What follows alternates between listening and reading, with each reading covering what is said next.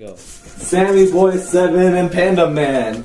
We're gonna start some pandemonium. Kick it, Jash. Hey guys, it's Josh here. What are the industry laws? Let me hear some applause. To understand the laws, you need to understand the basics of dynamics. Dynamics is not just for kicks, it's a branch of this thing called physics. It deals with the causes of motion that keeps the world in action. When you add up all the forces in each direction, you get something called a net force that creates a reaction. If the net force was zero, the object would continue in uniform motion if it was moving or stay still. But if the net force is greater than zero, you have acceleration in the direction of the net force. That's it. Imagine a car moving along the road on Earth. I wonder what forces might be on Earth.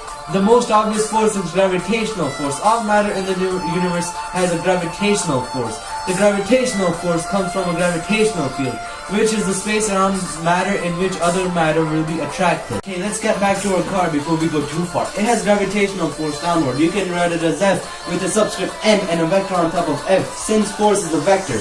Now let's think, what happens if we take our foot off the gas? Well man, you're gonna get passed. The car slows down, right? So there must be a force acting in the opposite direction of our motion. That might cause a commotion. This force is called friction. Man, this ain't fiction. There are two kinds of friction, static friction, kinetic friction. The friction that causes our car to slow down is kinetic friction. Static friction is the friction holding an object in place while you're exerting a force on it, before it starts to move. Now you might think, before you get out of sync, wouldn't friction be the same as strength for an object that is in motion and one is still? Get it. So now you know a little bit about dynamics. Let's take a look at the scientist. Sir Isaac Newton. When he got hit in the head with an apple, he was able to discover the physics behind it. Newton came up with 3 laws of motion that even work in slow motion.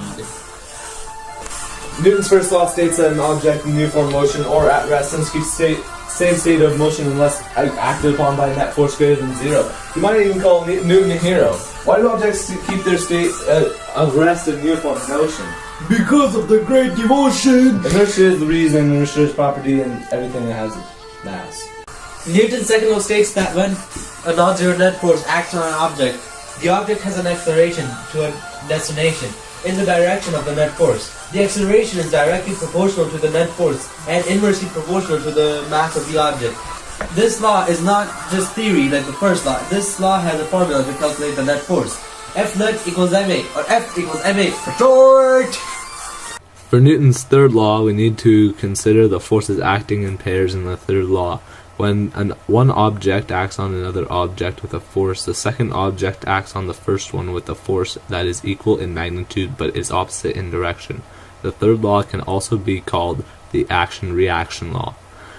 The first law applies in second and third, second applies in first and the third applies in first and second. All those laws apply to each other. So now you know a little bit about dynamics. Go out there and put it to use. Try to carry the world on your back. Or I guess just do a handstand if you want to call it that. And as always, thanks for watching.